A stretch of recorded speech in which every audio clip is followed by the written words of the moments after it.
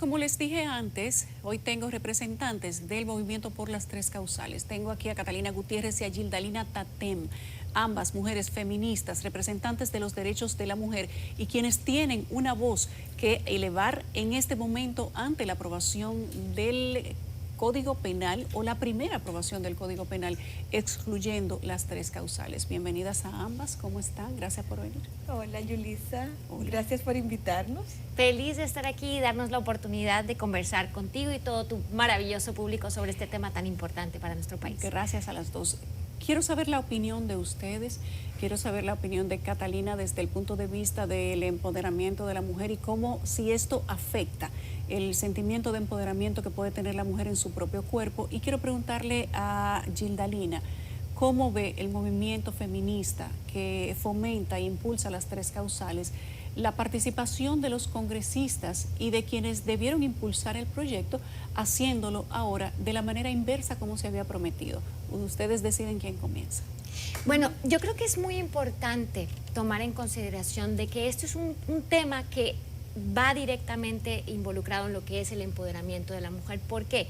Porque para lograr el empoderamiento se necesitan lo que son las tres autonomías: la autonomía económica, la autonomía de la toma de decisiones y la autonomía física, la cual está íntimamente ligada a lo que es la violencia y la salud reproductiva de las mujeres. República Dominicana tiene cara de mujer pobre, porque por cada 100 hombres pobres hay 118 mujeres pobres, las cuales pues tenemos un promedio mucho más alto que en el resto de la América Latina. Y no solo eso, sino que a nivel de desigualdades, el índice de desigualdad de género del Programa de Naciones Unidas para el Desarrollo, que mide también 3 puntos importantísimos que van directamente ligados al empoderamiento político, al tema de la salud reproductiva y también al tema ligado a otro del empoderamiento. Estamos dentro de los 162 países que se midieron en un 112. O sea, imagínense el nivel tan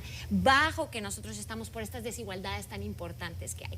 Entonces, esta aprobación que se ha hecho en este momento atenta directamente en contra de nuestra competitividad como país, porque ¿qué estamos haciendo? Creando más brechas, más desigualdades, menos oportunidades para los hombres y las mujeres.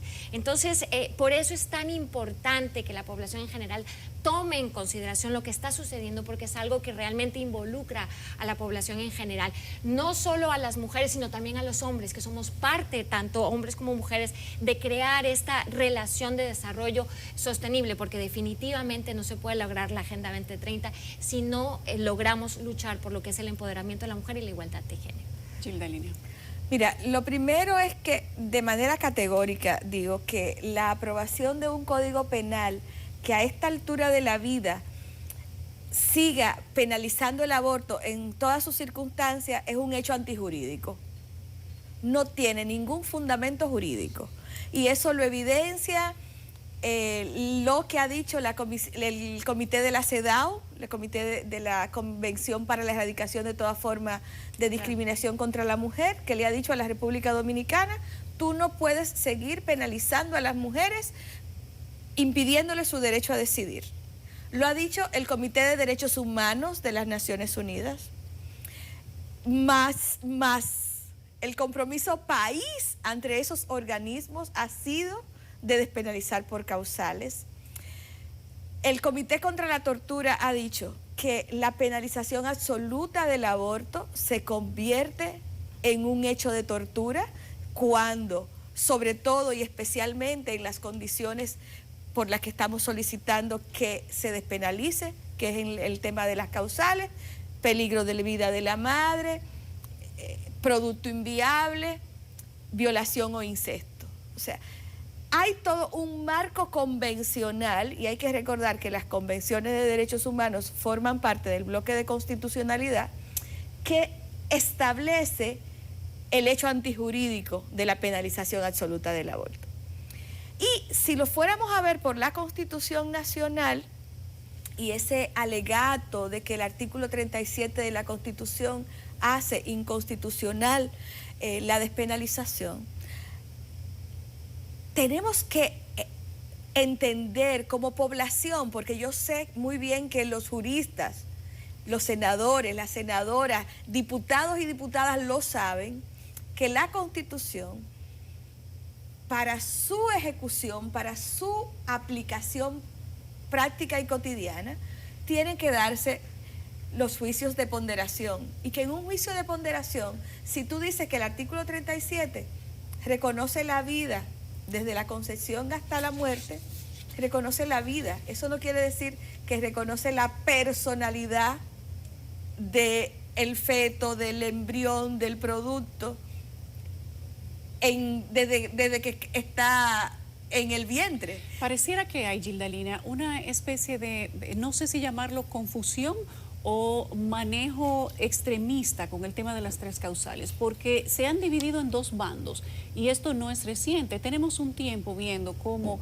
digamos que grupos de choque entre los que están religiosos, los que se llaman pro vida o antiaborto, entienden y digamos que multiplican aquel discurso de que la despenalización del aborto es abrir las puertas al aborto de manera permanente.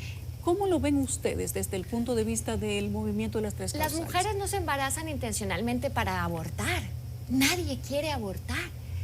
Pero sí queremos la posibilidad de decidir sobre nuestros propios cuerpos. Las mujeres tienen la capacidad de tomar decisiones inteligentes sobre sus cuerpos. No, y por ahí, sobre eso que dice Catalina, cada vez que se habla de que es la posibilidad de abrir una compuerta o todo ese tipo de argumentación, es como si las mujeres de por sí fuésemos personas perversas que no tenemos capacidad, primero, de amar y segundo, de razonar.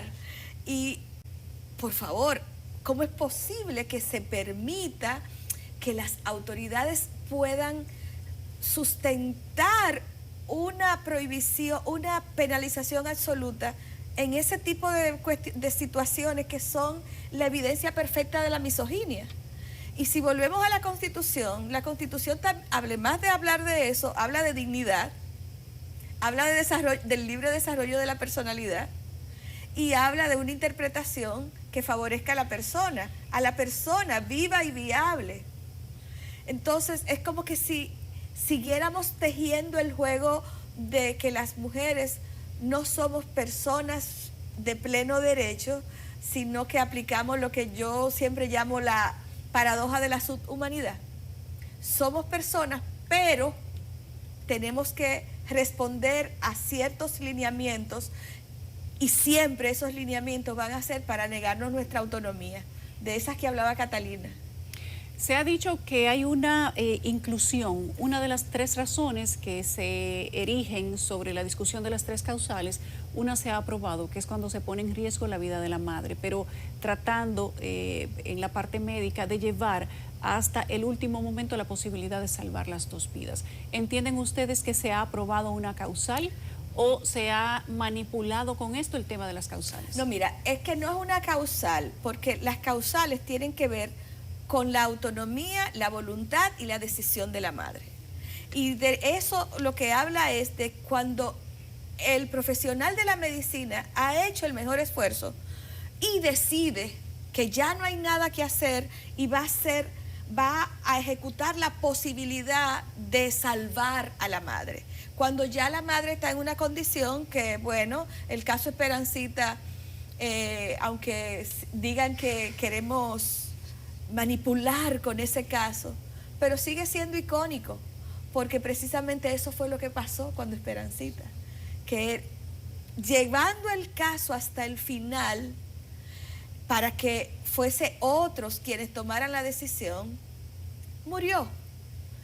Y es como si la vida de las mujeres no importara lo suficiente, como si siempre tuviéramos que estar cuestionando nuestra legitimidad, permitiendo que se cuestione nuestra legitimidad, nuestro derecho a ser, a existir, a tomar decisiones y hacerlo de una manera prudente, consciente y sobre todo que ese discurso de que las mujeres no tenemos posibilidad de hacerlo bien, niega el otro discurso de manipulación de mayo con el Día de las Madres, cuando entonces nos quieren presentar como el ser más sublime y perfecto. Son dos seres.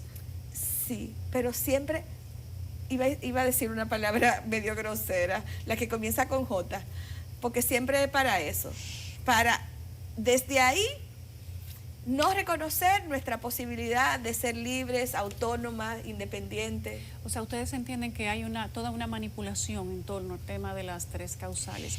Mira, yo creo que es algo muy importante que acaba de decir Gildalina en cuanto a lo que es la CEDAW y cómo dentro de las recomendaciones que estableció la CEDAW para la República Dominicana enlazan la no penalización de las mujeres o criminalización de las mujeres que tienen que llevar a cabo este procedimiento, está ligado con la violencia.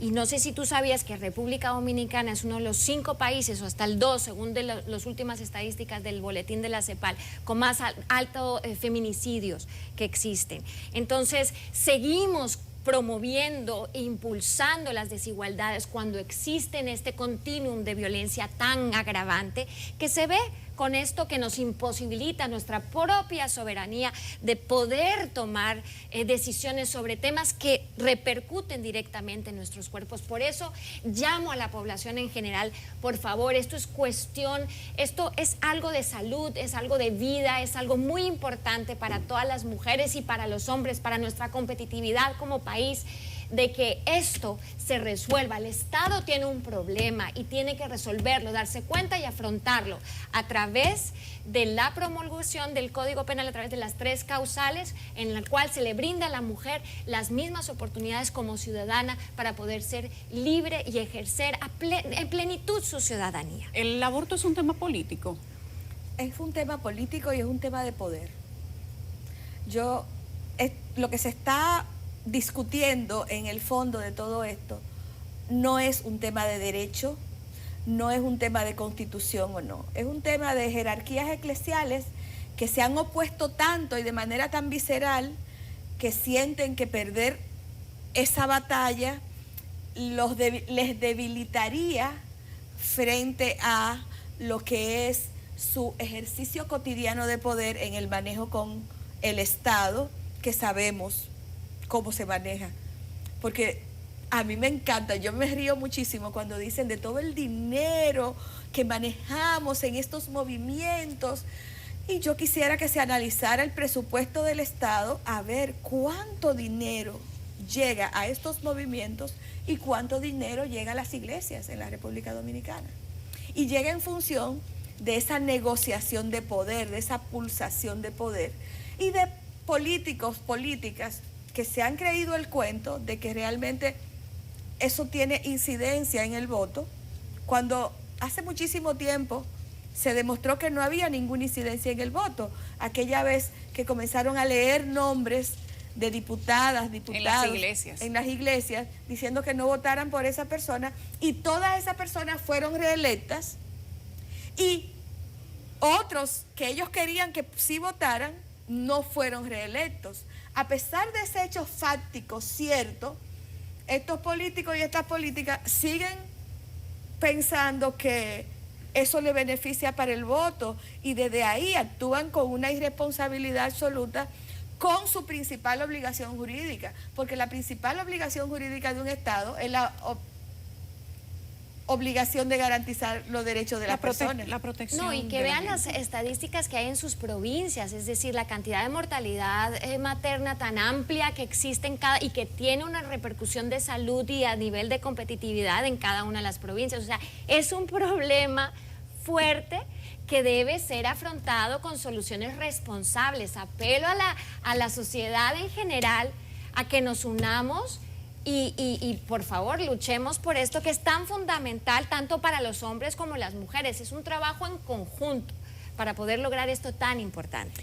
Gildalina, hay un caso reciente de una madre en San Cristóbal, pues creo que por el sector de Doña Ana, un caso que pasamos aquí en Despierta con CDN y en la programación regular de CDN, de una madre al que su pareja sentimental, que no era el papá de su hija, asesinó a la niña de 1 año de edad. Es un caso muy reciente, de apenas una semana. Ayer la madre hizo de conocimiento ante las autoridades que ella está embarazada del asesino de su hija, de su única hija.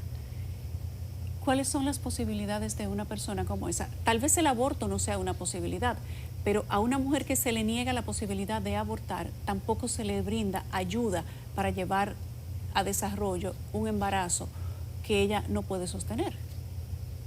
Ese es el problema que estamos. Ahí tú estás hablando de un tema diferente, un tema que involucra un drama social inmenso, que no está relacionado necesariamente con la penalización o la despenalización del aborto por causales. Esa mujer lo primero que necesita es asistencia psicológica. Mucha. Asistencia emocional y definitivamente un proceso de seguimiento a su embarazo, porque tiene que ser muy fuerte que tú vas a ser la madre del niño o de la niña de ese hombre que asesinó tu otra hija que ya estaba en el mundo. No me imagino, se me enchina la piel de pensar lo que debe estar sufriendo esa mujer, y lo que recomendaría realmente es que a las instituciones del Estado que tienen que velar por situaciones como esa puedan darle toda la asistencia psicológica y toda la asistencia emocional que ella necesita para llevar a feliz término su embarazo. John Pea me presentó en compañía con CDN un caso también de una niña en San Cristóbal, una niña de 11, 12 años, embarazada de alguien que nunca se atrapó, que no cumplió ante la justicia, y a la niña no se le permitió tener ningún tipo de opción frente a un embarazo que ella no podía siquiera sostener. Yulisa, el embarazo infantil forzado en este país es una realidad cotidiana y permanente. CLADEN hizo un estudio sobre embarazo infantil forzado en los países de Latinoamérica, incluyendo República Dominicana. Está ahí en internet. Solamente tienen que poner CLADEN, embarazo infantil forzado, y van a poder conocer los casos de cómo nuestras niñas. Uno de los casos que a mí, sinceramente, me removió el alma, porque una lo dice, una sabe qué pasa, pero no es conocer lo mismo verlo de historias cerca, claro, de cómo la obligaron a llevar un embarazo a término con 9 años y cómo se le destrozó el útero, o sea, realmente quedó mutilada porque la obligaron a llevar a término un embarazo que definitivamente ni ella ni su cuerpo estaban en posibilidad de sostener. Entonces, a mí me parece que eso es una crueldad mayúscula y que eso habla de misoginia y de odio, porque no es posible que se hable del amor por un embrión y no se reconozca a la niña que ya está viva y viable y que tiene que pasar por una situación como esa. O sea, yo no me lo puedo imaginar siquiera que yo tuviera una hija y que solamente tengo varones y ya hombres adultos, pero que yo hubiese tenido una hija que por alguna circunstancia de la vida se viera involucrada en un caso como ese y que la opción hubiese sido permitir que le desgarraran todas sus partes, todo su cuerpo para llevar a término un embarazo. Sinceramente, yo pienso que a los políticos y a las políticas de la República Dominicana que están jugando así con la dignidad de las mujeres, la vida debe cobrárselo, y no por venganza, sino por justicia. ¿Qué sigue? Después de esta primera aprobación, sabemos que tiene que tener una segunda lectura, tiene que ir a la Cámara de Diputados, pero es muy posible por el discurso de la Cámara Baja que sea aprobado también, incluso en esta legislatura ordinaria. ¿Qué sigue para las mujeres feministas que entienden que se debe ver la otra cara del sufrimiento de mujeres que son violadas, que se embarazan de fetos que no tienen posibilidad de vivir fuera del útero, de mujeres que tienen que decidir, que sus familias tienen que decidir entre la vida de ellas y la vida de su criatura. ¿Cuál es el enfoque siguiente? ¿Se conformará el movimiento con Hay la dos cosas aprobación importantes, muy importantes. Pedirle al señor presidente, obviamente, que no deje que esto pase. Y segundo, seguir adelante con todas las fuerzas, alzar la voz. Y mucha gente ha alzado su voz y está de acuerdo con las 3 causales. Muchas personas.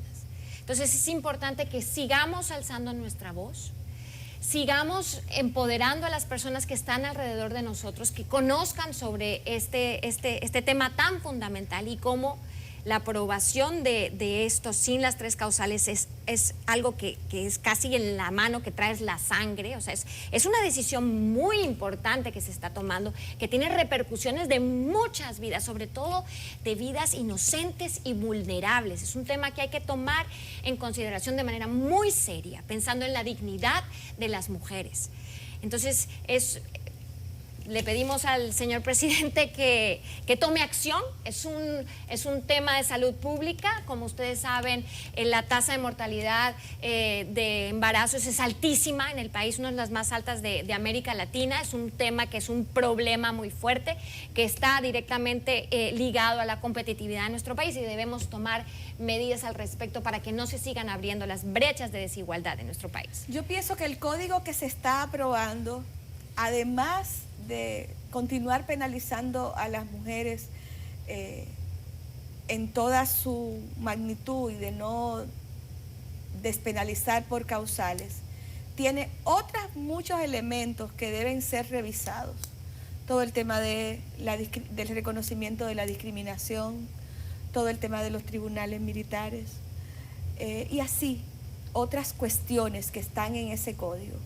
Entonces, definitivamente, ese discurso que han vendido de que el código no se aprueba por las causales, realmente yo quiero que lo revirtamos, porque el código no se aprueba por la penalización del aborto, no por las causales, porque lo que estamos pidiendo las personas que abogamos por las causales es que haya libertad de decisión, derecho a decidir. Lo que están exigiendo las personas que abogan porque debe estar penalizado es absoluto y perentorio, es decir, usted va a ser penalizada. Usted, niña violada, si tiene un aborto, usted también puede ser víctima de un caso judicial.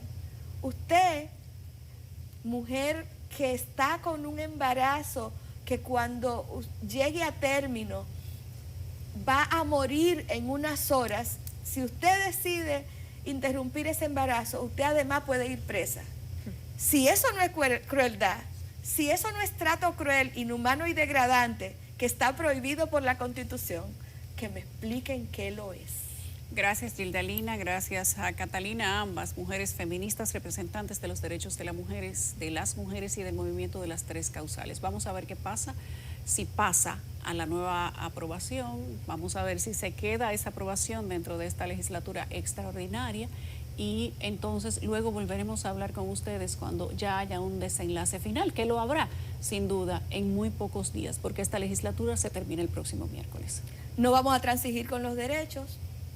Independientemente de que pase o no, saben que vamos a estar dando la batalla, porque con los derechos no se negocia y las mujeres tenemos que ya dejar de ser moneda de cambio. Gracias, Gildalina y Catalina. Gildalina y Catalina.